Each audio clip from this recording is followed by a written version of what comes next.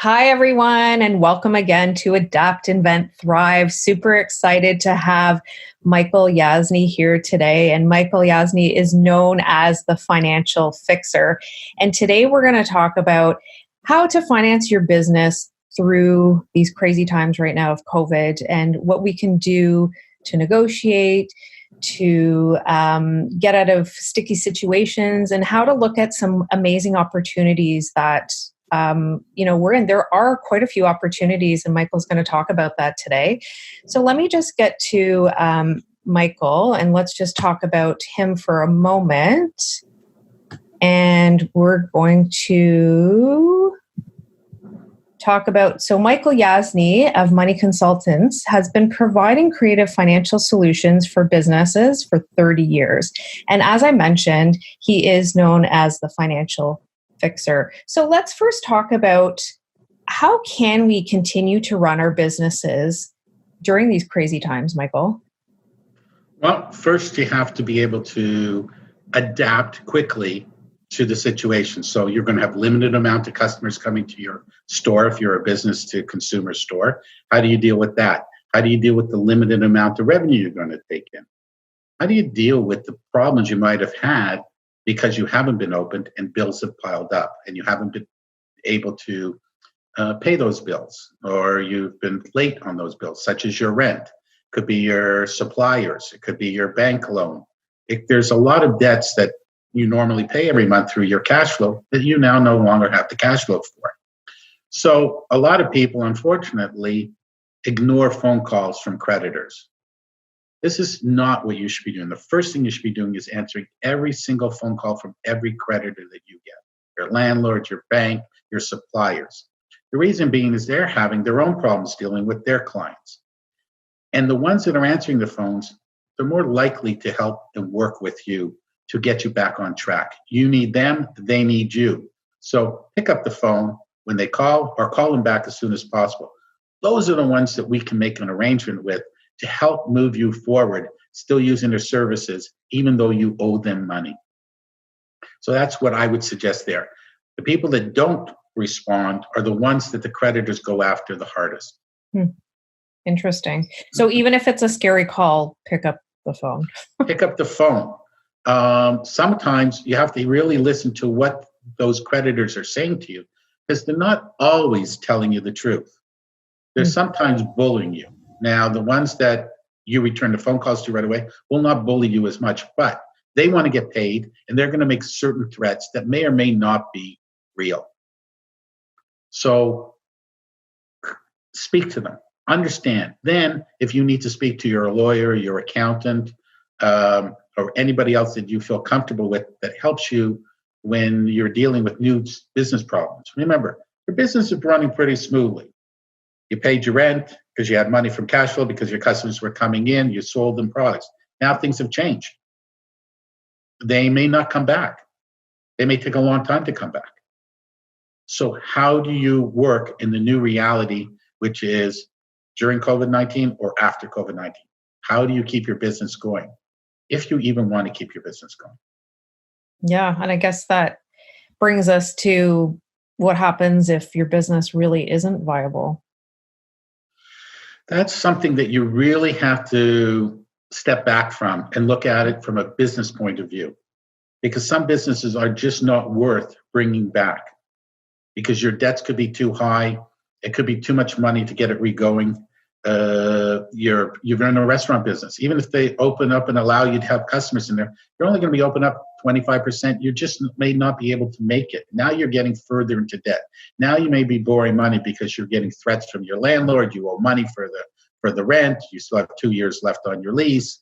You may have money owing to a bank for an SBL loan for the equipment in your restaurant. You have to step back and really think about, is it worthwhile for me to really, in essence, restart my business?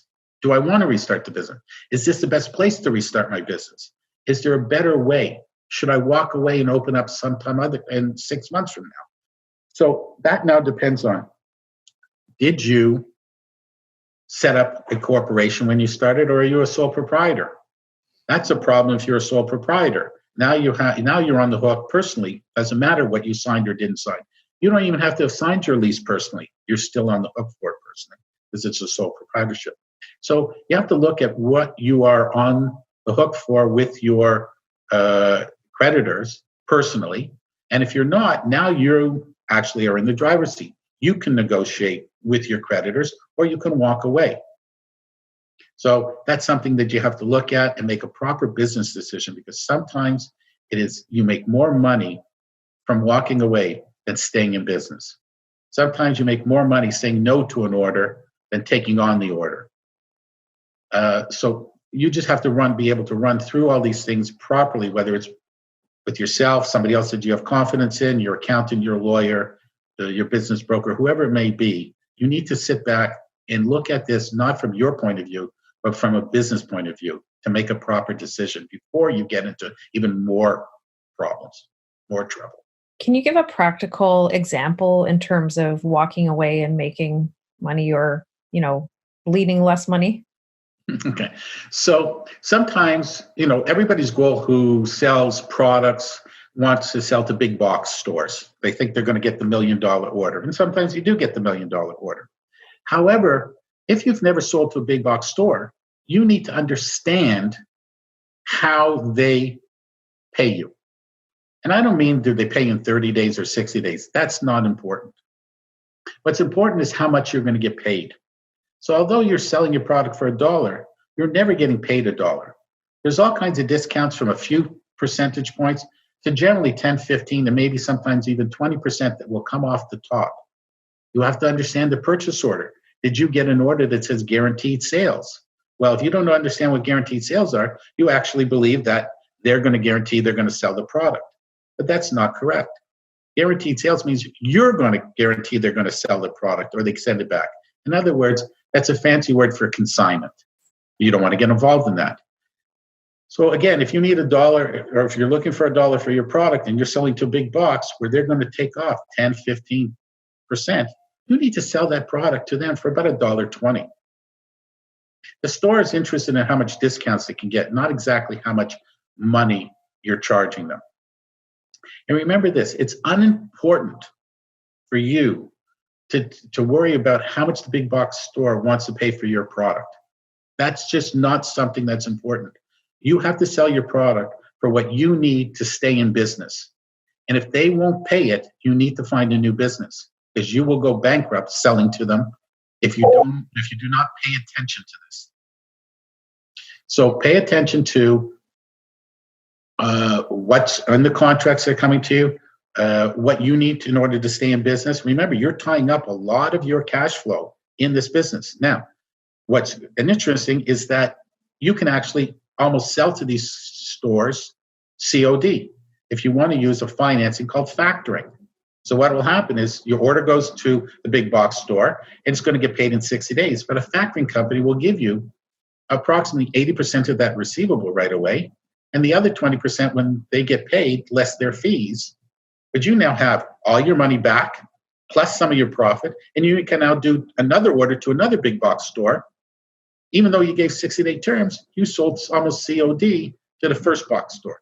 That's how you can grow your business without bank financing. Bank financing is hard to get because the bank doesn't care what you are doing. They don't care who you sold to, what your reputation is. They only care, do you have security? If you have security, they'll give you the money. If you don't have security, they won't. So a factoring company just wants to know who you sold to, because a factoring company isn't lending you money. They're buying your receivable, so you've already delivered. They don't have to worry about you delivering, where a bank does. So there's lots of different avenues for new businesses now and coming up. You might have experience working as a print broker, let's say. Now you want to go out on your own. Okay?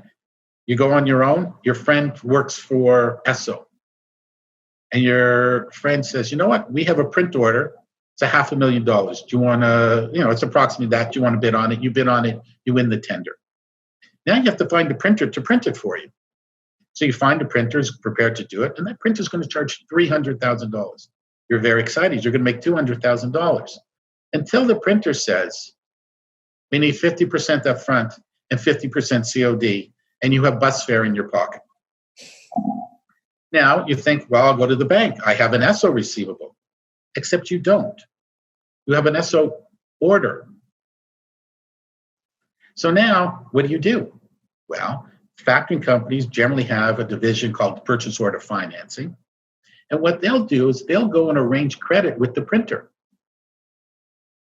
And now they'll arrange it, and let's say they arranged it and the printer's prepared to accept it.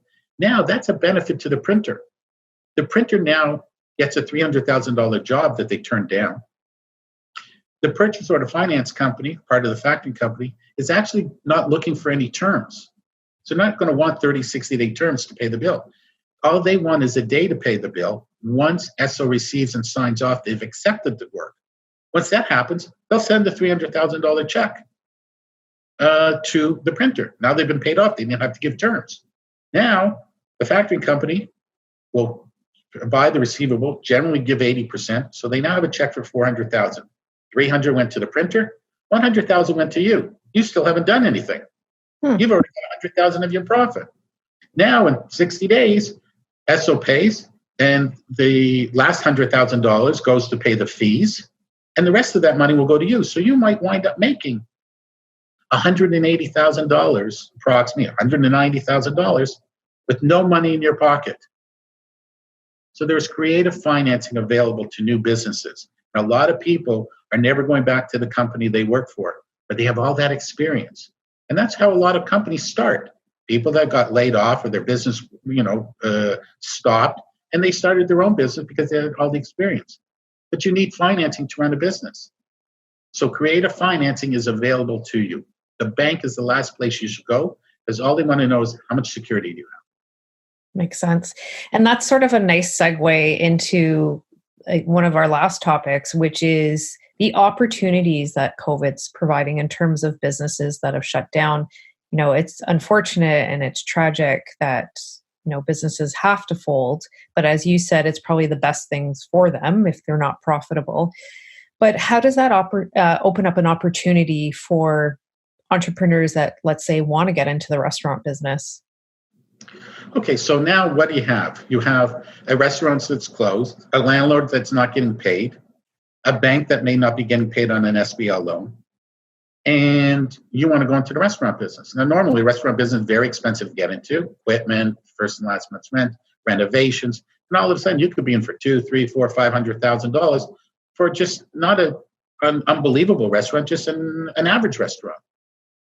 But right now, a lot of these restaurants are never going to open up again. These people are going to walk away. They've decided they don't want it anymore. They can't make a living from it. They tried. Maybe they were doing some takeout, but it didn't work, and they've packed it in. Now you've got a landlord with an empty spot looking for a tenant. Very available for good terms. The landlord is also probably taken over the equipment and the leaseholds that have already been put in place. The bank with the SBL loan, which is very interesting, may be willing to sell that equipment if they have security on the equipment very cheap. They may have a $250,000 loan. They may be prepared to take $50,000, $30,000 because they're going to be collecting the rest of the money from the federal government who guaranteed the loan in the first place. So all of a sudden, you might get into a restaurant for first and last month's rent that's pretty well fully operational, and all you have to do is clean it up. And now you can open up the door. And instead of spending $200,000, $300,000, $400,000 to open it up, you might have spent $10,000, $30,000 to open up a $300,000 restaurant. And that goes for any other kind of business out there that may have some foot traffic. It could be a nail salon. It could be a hair salon. These places may never open up again. And you can take advantage of that unfortunate problem that the past owner had, is everybody's looking to fix their problem, cut down their losses as best they can. So that's an area that you can look for. Again, there are companies that aren't going forward. Maybe you work for them. You take over. You know who they sell to. You know where to get the product. And you can use creative financing to help you get the product to ship to these companies. And you don't need a lot of cash flow because factoring's there for cash flow. So learn about all of the different financings out there. Don't concentrate on one. when you're ready to look for financing, be ready to answer this question. And the best question you can be asked for is, what do you need the money for? Don't go in with a preconceived notion of what kind of financing you need. Oh, I need factoring, or I need leasing, or I need a loan. Just tell the person you're going to for the financing, I need money to open up a restaurant. I need money to open up this. I need money for this. Let them figure out where the best financing is for you. Great. Amazing. Do you have some takeaways for our audience in terms of, financing in these times? First thing and foremost, when starting a business or anything else, go find a lawyer. Go find an accountant. But listen to one thing very important, which is the opposite of what most accountants will tell you. Absolutely 100% incorporate every single time. Do not become a sole proprietor and then incorporate down the road. Always become an incorporation right away. Absolutely 100% of the time. Then, and why? Tell us why, because some people don't even realize why. Well, when you're a sole proprietor, you're now giving personal guarantees, even if you don't sign a personal guarantee. So if you sign a lease agreement and the landlord doesn't ask for you to sign personally, but you're a sole proprietor, you've given a personal guarantee. But if you're a corporation and they didn't ask for a personal guarantee and you can't pay the rent, you can't go forward, you don't owe them 3 years worth of rent. You don't have to go personally bankrupt because you owe 3 years worth of rent. So that's one of the things. So the corporation is taking away a lot of your personal liability. Great. And that's not a lot of extra costs. Yes, your accounting, which is always going to be a notice to reader anyways at the beginning, it's not that expensive to get done by an accountant. Yes, it is more expensive than a sole proprietor, but it's not that much. You get to deduct everything anyways. Makes sense. So that's very important. A lawyer is very important to set up your company properly, let you understand about the lease that you're going to sign for the rental agreement. They may see something in there that you don't want, that you shouldn't be signing. They may be something where the landlord wants a personal guarantee. Maybe your lawyer will say, okay, well, we'll give you a 1-year personal guarantee on the 5-year lease. Like, I would never allow my clients to come to me to ever sign a personal guarantee for 5-year lease. I would just say no. Go find another place. You can only get into trouble with that. And why I say that is that I've just had 2 clients that have had 2 very successful businesses for about 10 years each. And in the last couple of years have not gone well for them. But because the first 10 years, and they signed personally the first 5 years, they signed personally the second 5, they signed personally for the third 5-year term. And now their businesses are in trouble. And now they're on the hook for that personal guarantee. Now I'm getting them both out of it. But there's been some luck involved in that and some arrangements with the landlord to get them out of that. But that's why you need to find people to step back and give you some clarity into what you're getting involved with, because you're excited to get into your business. You're not looking at everything. All you want to do is open the store, and you're never going to have a problem. You're always going to make money. No one's ever seen a business plan that lost money.